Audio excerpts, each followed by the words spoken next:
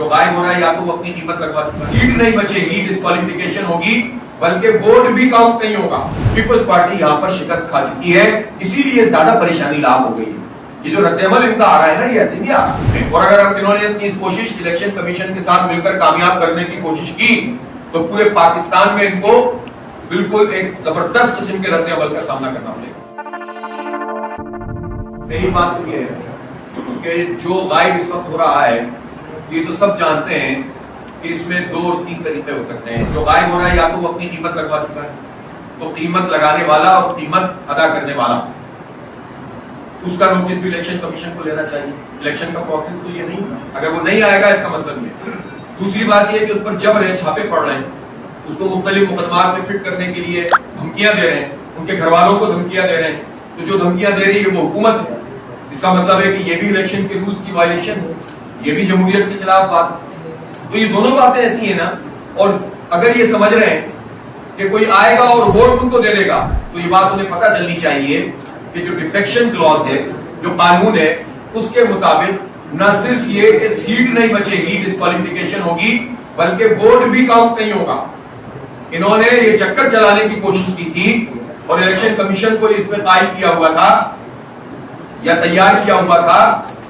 کہ ووٹ پڑ جائے گا، ایک دفعہ میئر ہمارا بن جائے گا اور بعد میں پارٹی کارروائی کرتی رہے گی، ووٹ کاؤنٹ ہو جائے گا۔ ہم نے کل الیکشن کمیشن کو، آپ کو پرچے بھی تقسیم کر دیے، الیکشن کمیشن کو ہم نے سپریم کورٹ کا وہ فیصلہ جمع کرا دیا ہے میں نے خود، کہ جس میں یہ بات واضح طور پر لکھی ہوئی ہے کہ جو ووٹ پارٹی کی مرضی کے بغیر ڈالا جائے گا وہ کاؤنٹ ہی نہیں ہوگا۔ جو صوبائی صدر ہیں، appointed by chairman P T آئی،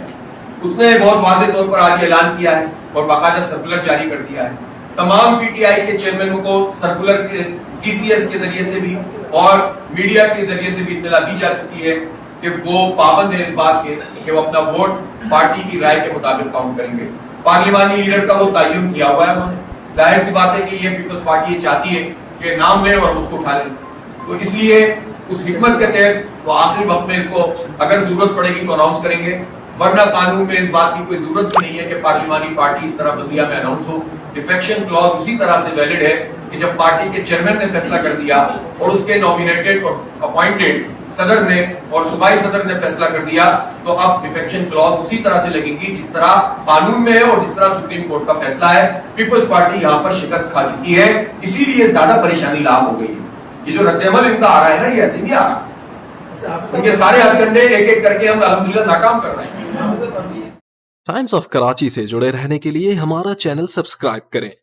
ہماری ویڈیوز کو سب سے پہلے دیکھنے اور باخبر رہنے کے لیے بیل آئیکن پر کلک کرنا نہ بھولیں۔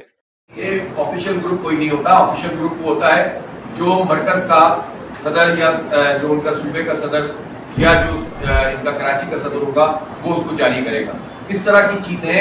یہ لوگوں کو اغوا کر کے، لاپتہ کر کے، مجبور کر کے چلانے کی کوشش کر رہے ہیں، اور یہ بھگتنا پڑے گا پیپلز پارٹی کو، اور بہت دیر تک بھگتنا پڑے گا۔ یہ کامیاب نہیں ہوں گے اپنی اس کوشش میں، اور اگر انہوں نے اپنی اس کوشش الیکشن کمیشن کے ساتھ مل کر کامیاب کرنے کی کوشش کی تو پورے پاکستان میں ان کو بالکل ایک زبردست قسم کے رد عمل کا سامنا کرنا پڑے گا۔ دیکھیں میرے بھائی، نہ کسی چوہان صاحب سے کوئی دشمنی ہے، نہ سعید غنی صاحب اور عبداللہ وہاب سے کوئی دشمنی ہے، نہ زرداری صاحب اور بلاول صاحب سے، اور نہ راجہ سکندر سلطان صاحب۔ ہر ایک کا اپنا ایک فنکشن ہے، اس کو آئین اور قانون کے مطابق انجام دینا پڑے گا۔ اعجاز انور چوہان صاحب پیپلز پارٹی کی اے ٹیم نہ بنے، وہ ایمانداری سے اگر الیکشن کروائیں، ان کی لسٹیں ٹھیک ہوتی، ان کے آروز نتیجے نہ بدل رہے ہوتے تو ہم ان کے خلاف کیوں بات کرتے؟ اگر وہ کوئی صحیح کام کریں گے تو ہم اس کی تعریف کریں گے۔ وہ اس الیکشن میں نوٹس لیں نا، یہ لاپتہ ہونے کی بات ہی پہ نوٹس لے لینا چاہیے تھا۔